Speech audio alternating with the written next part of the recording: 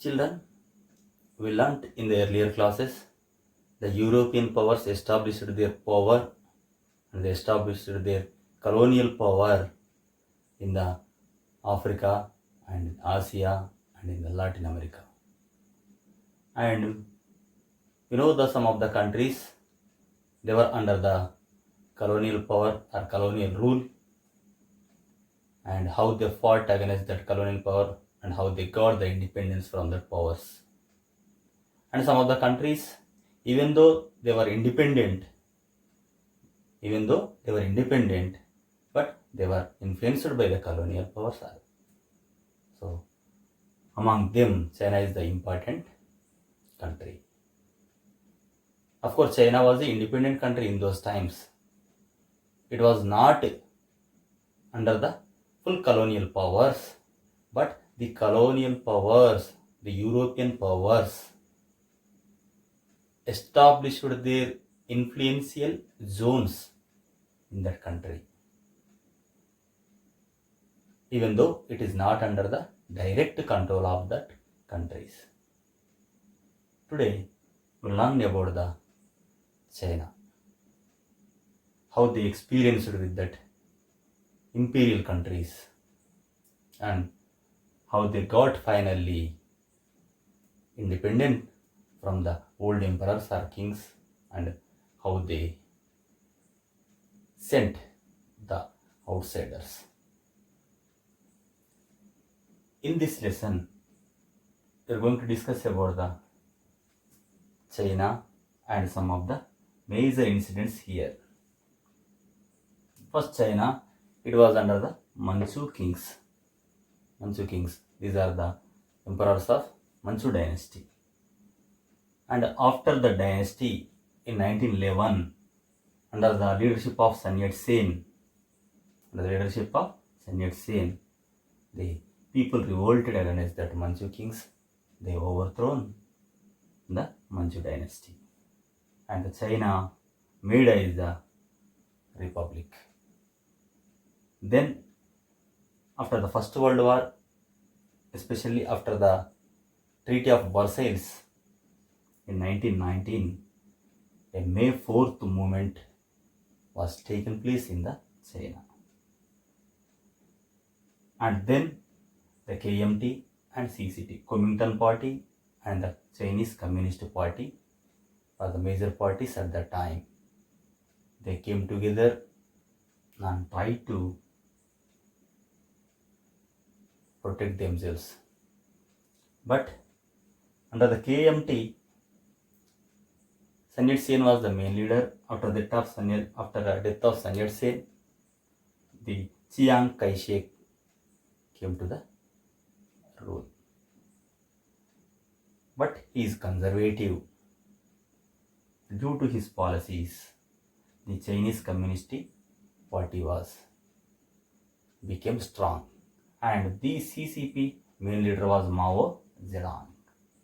And under the leadership of Mao Zedong, the long march was held, and with that long march, he came to the power. In the 1949, he made the Republic of China, and he introduced the land reforms. And before that, the Japan also invaded at the time of First World War, invaded the China. So all these topics will be covered in our lesson today. At the beginning of the 20th century, the China was ruled by the Manchu dynasty. The emperors belonged to the Manchu dynasty. The Manchu kings, they were failed to protect the rights from the colonial powers or the European powers. Generally, the European powers established their influential zones in the vast China.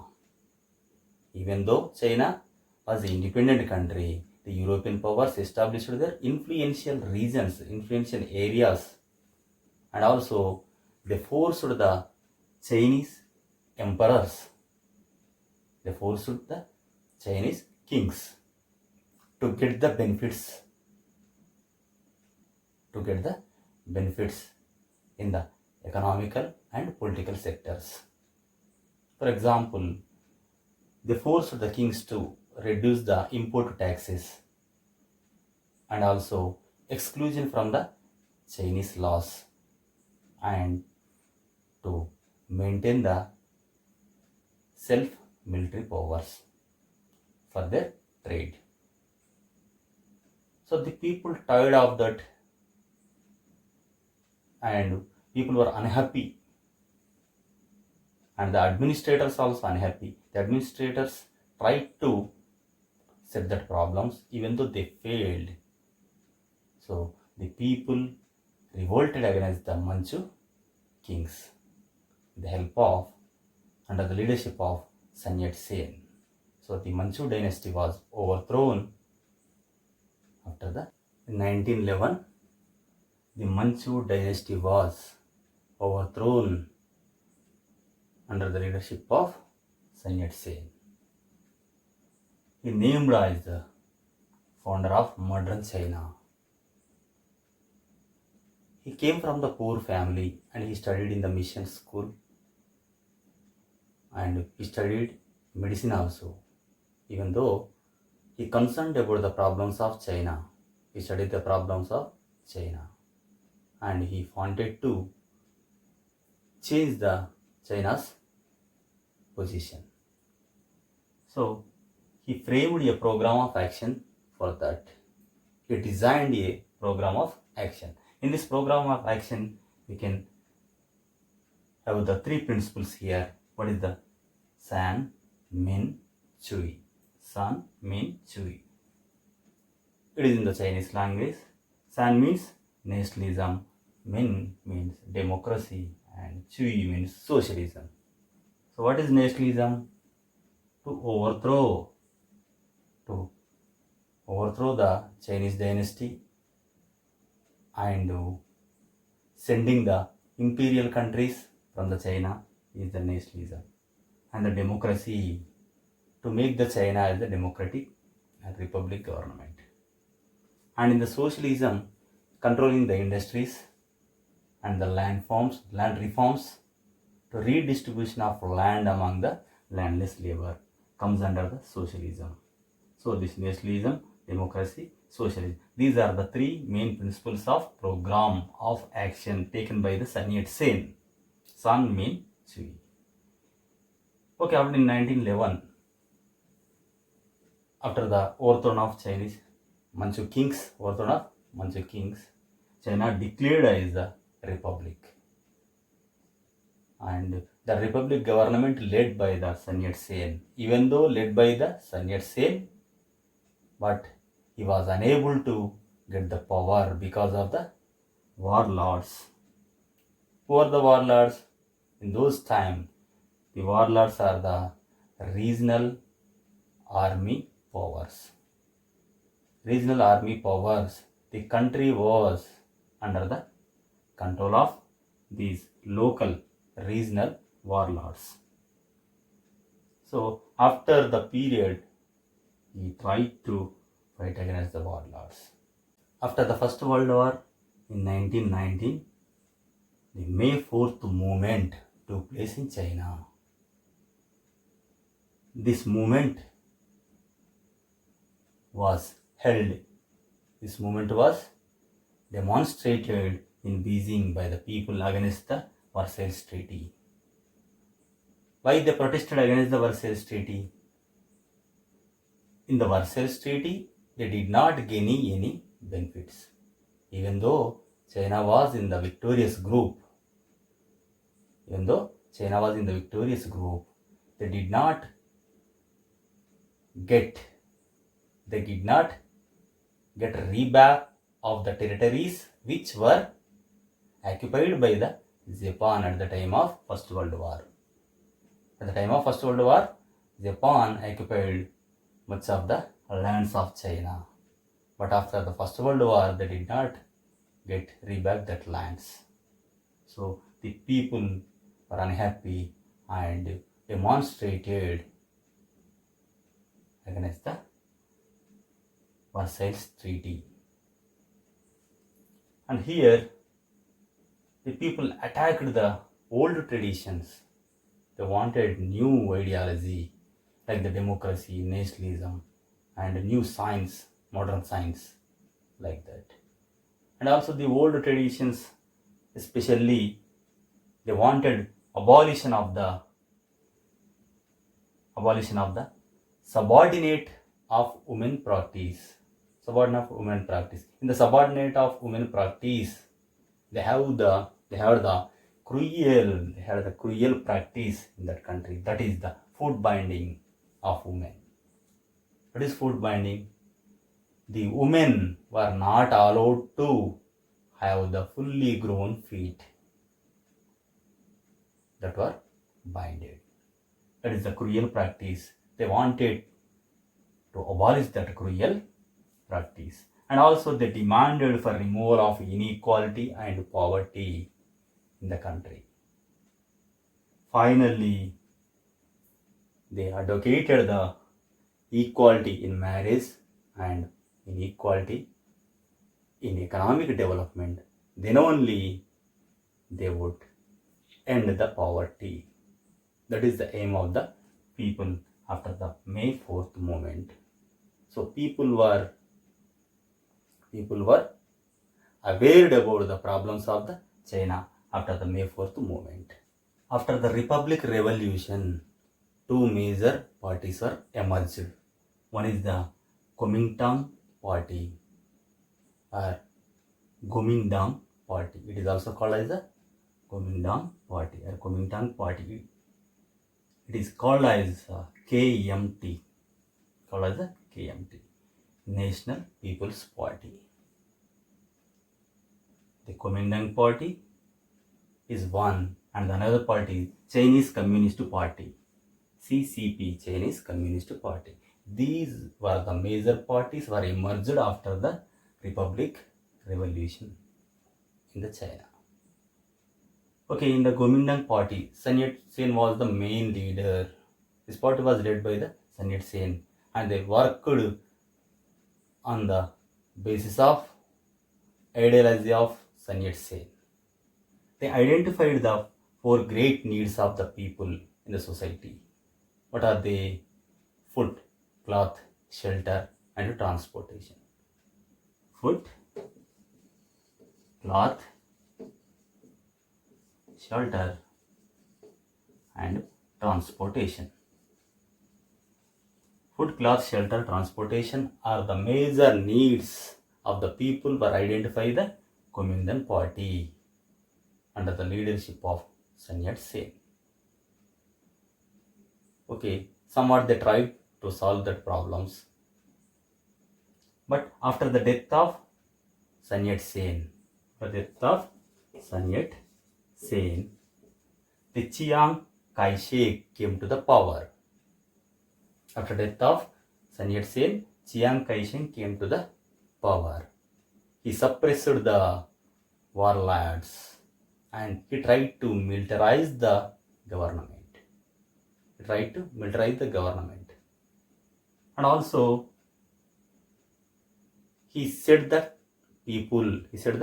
wanted the people to adopt the habit and instructions for unified behavior.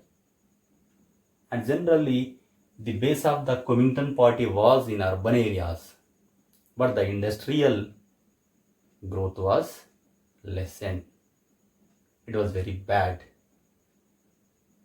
Industrial growth was decreased. But the workers in the urban areas were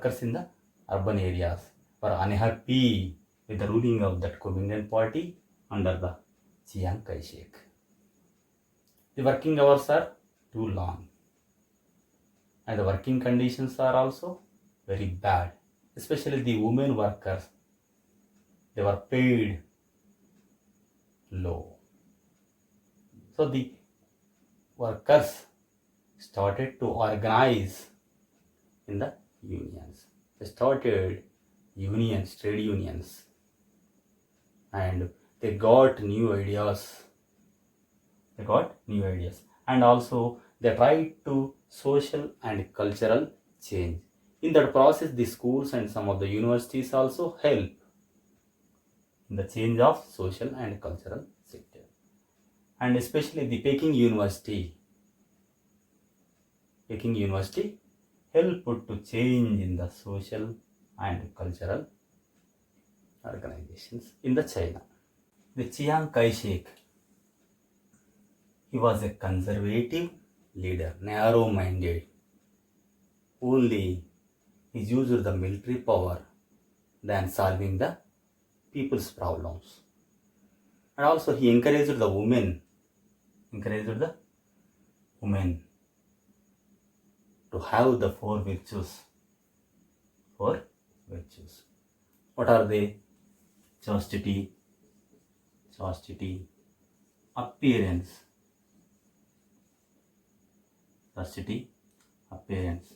speak, and work. Chastity, appearance, speak, and work. These are the four virtues encouraged by the Chiang Kai-shek. And especially, he wanted to control the women towards the household only. So their work was limited to the household only. So finally, he was the discriminated mind about the woman. And of course, that party under the Chiang Kai-shek was under the narrow social base. In the social conditions also, he continued in the narrow way. Especially the Sun Yat-sen's program was neglected by the Chiang Kai-shek. Generally, the Sun Yat-sen's program was so reduce the capitalism, reduce the capitalism and redistribution of land. Reduce the capitalism, redistribution of land. These are the major programs of Sun Yat-sen were neglected by the Chiang Kai-shek. Totally, he used the military power to solve the problems. He wanted to militarize the nation. Japanese invaded China. And this war continued for a long time. And this Japan continued the occupation of China till the end of the Second World War. During that period, the economic conditions became worst, and between the 1945 to 1949, the prices were increased to the 30% per month. So it is showing the decrease of economy and the worst position of the Chinese economy. And in those times, the rural China had the two important crises. One is the ecological crisis, and the second one is the socio-economic crisis. Under the ecological crisis, you can see the soil exhaustion and deforestation and the floods. Soil exhaustion and deforestation and floods are the main problems in the rural areas in those times. These are the ecological crisis. And the socio-economic crisis. In the society of the China, there is a crisis of socio-economy. And here, the land tenure system, the major lands were under the control of landlords. That is the land tenure system especially. And the land tenure system was the problematic system. It was harmful to the small and middle farmers. And on the indebtedness of the peasants also important crisis. And after that, primitive technology and lack of communication and lack of primitive technology. These are the socio and economic crises in the rural China. And at that situation, there were so many problems in the China. Though the Kuomintang party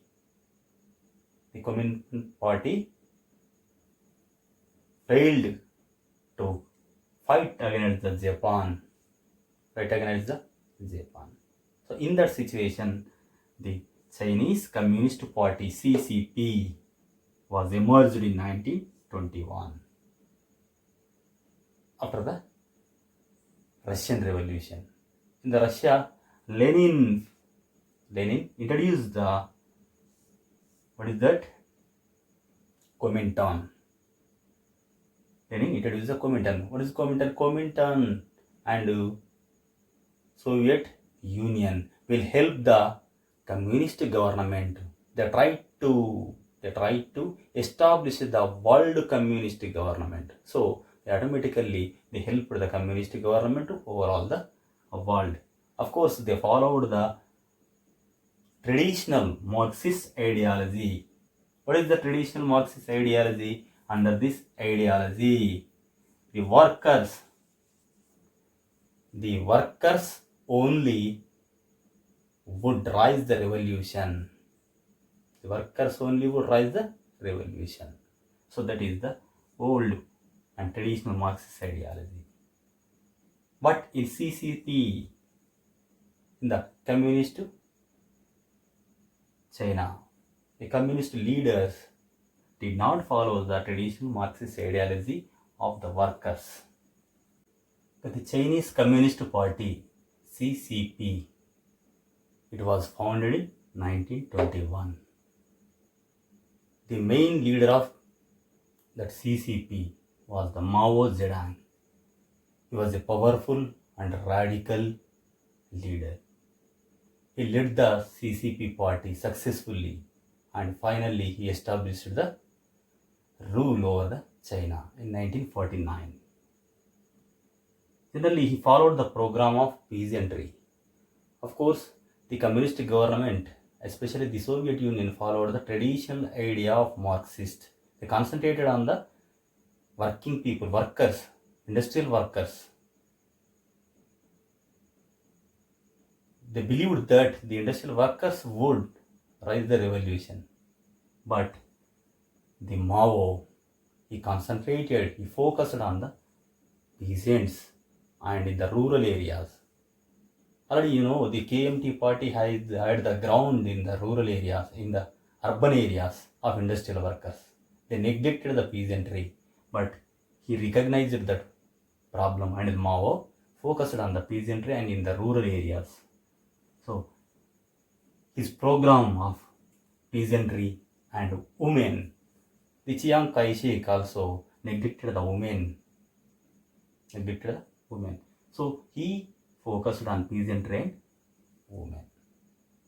For the peasantry, he formed the army of peasants and the councils of peasants. Councils means Soviets, to fight against the government.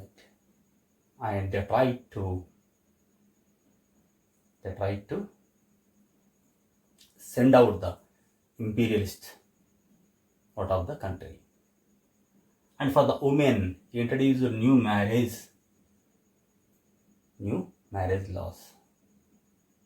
Actually, and also he recognized and he tried to abolish the purchase and sale of marriage contracts, and he simplified the divorce only for the welfare of the women here. And finally, the women and peasants were concentrated by the Mao. And we can see his radical approach by the incident. Which incidents? The communists, under the leadership of Mao, they camped in Jiangxi from 1928 to 34. They camped in the mountains of Jiangxi to secure themselves from the Kuomintang attacks. The government was Kuomintang at that time to secure themselves from the Kuomintang attacks.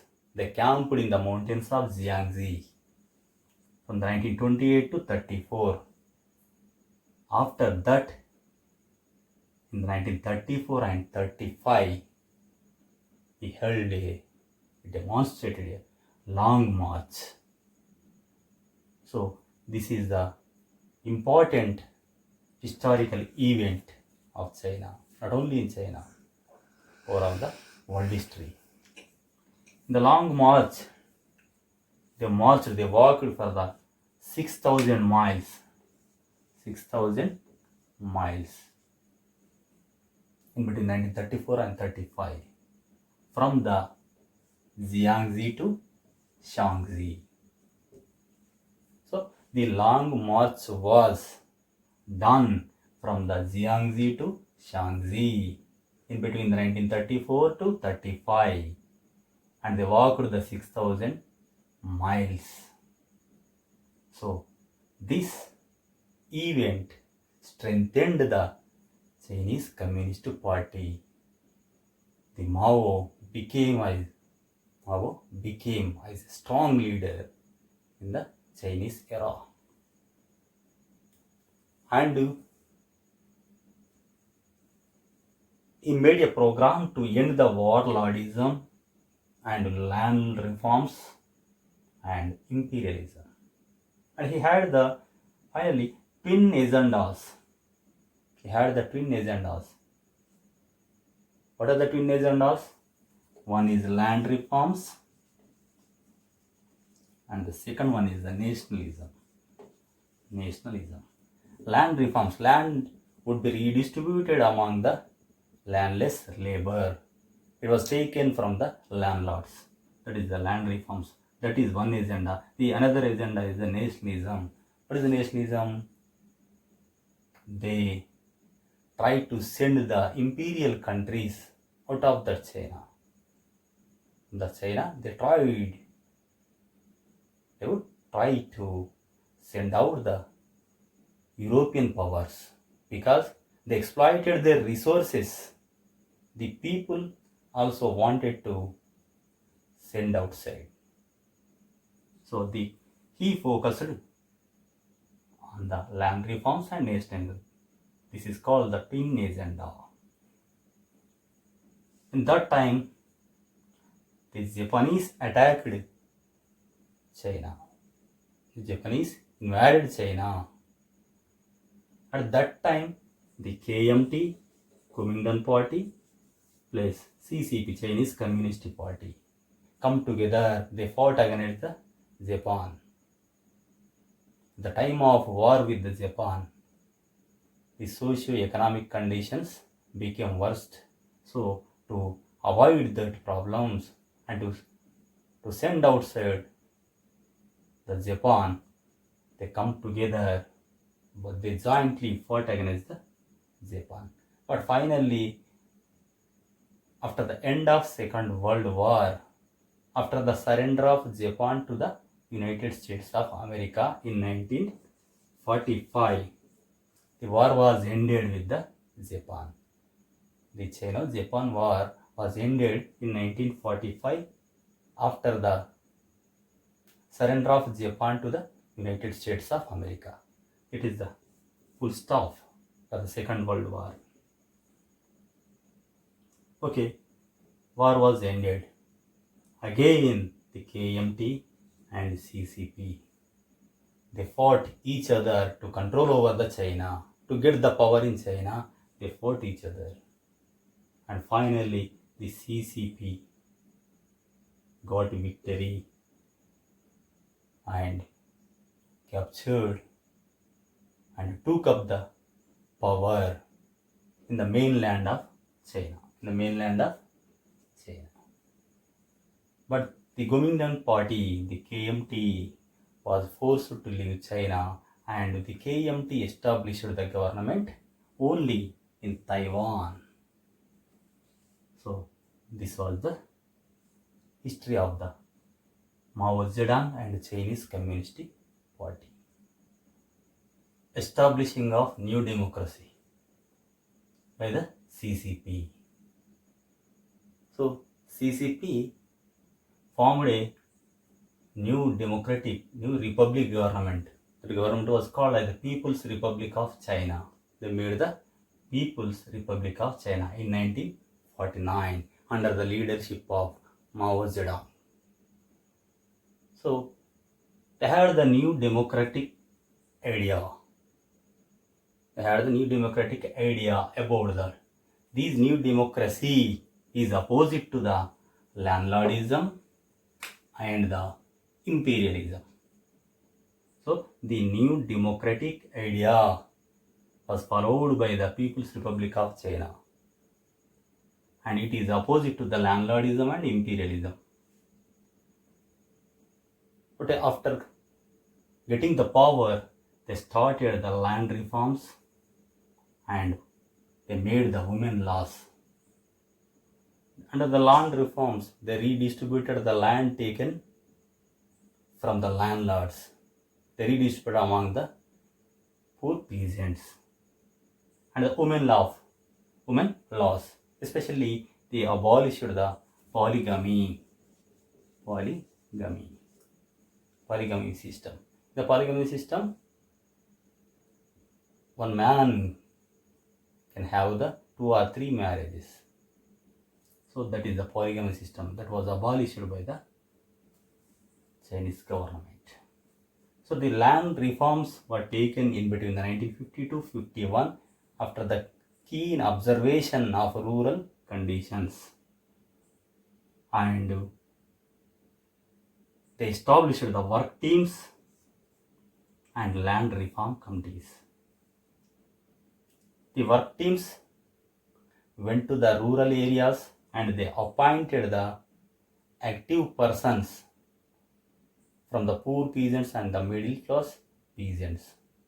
So the middle class and the poor peasants became the new politicians. New political power was emerged in rural areas for the CCP party by the work of the work teams. And the land reform committees also worked.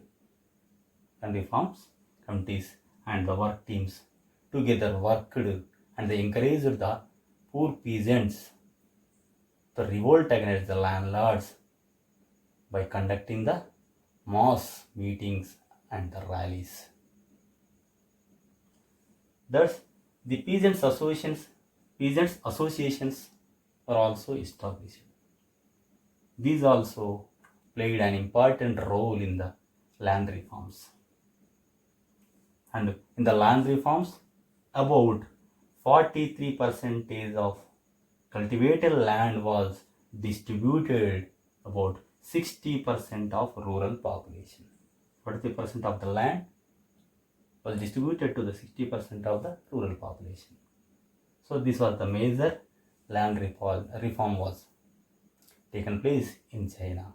Of course, the poor peasants and middle class peasants became the new power. They got the new power politically and economically and socially. Even though the poor peasants' lands holdings were changed than earlier, the middle class peasants got the more benefits than the poor peasants, as they were the powerful persons in the rural areas. But anyway, the new elite class was formed by the small and middle class peasants in the China. And after that, the CCP government established the adult peasant schools. They tried to universalization of education. They tried for the universalization of education. By that, establishing the adult schools and the primary schools, they improved the literacy rate, and these reforms in education and in the lands made the solid base for the future. With the help of that reforms, China became as a powerful country in the world. And finally, they suppressed the oppositions. They did not allow the oppositions. So CCP party became as a single party with all the powers within that. So this is the Chinese experiences. This is the Chinese experience of the independent and the making of republic government.